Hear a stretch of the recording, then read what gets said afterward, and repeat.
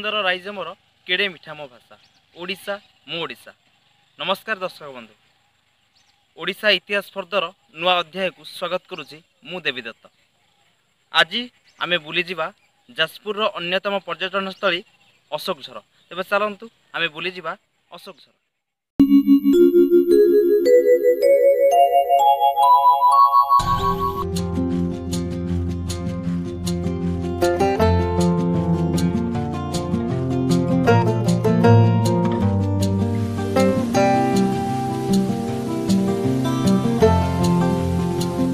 जाजपुर जिलार अन्यतम पर्यटन स्थली अशोकझर आउ यह सुकिंदा ठारू प्राय 12 किलोमीटर दूर में पड़े, जहाँ एबे लोक माने एक पिकनिक स्पॉट भाव जानिछंती।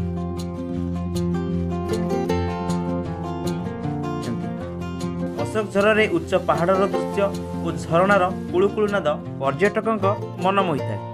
पर्वत शीर्षरे थिबा अशोक वृक्ष मूलर झरणाटी बाहरी थिबारु झरणाटीर ना अशोकझर नाम रे नामित करा जायछि।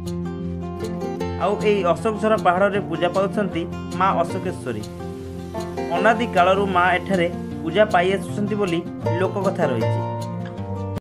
60 वर्ष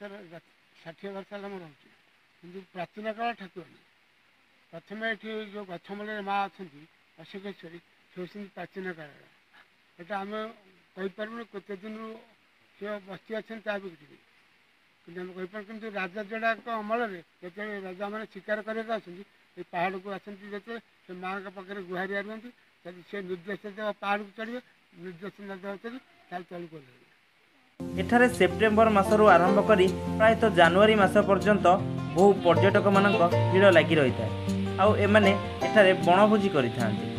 तेबे पर्यटक मानक सुरक्षा और सुविधा को आखि आगे रखी प्रशासनिक स्तर में व्यवस्था करा जिबा सह पर्यटक मानक पई डस्टबिन और पक्का चांदीनीर व्यवस्था करा जायछि।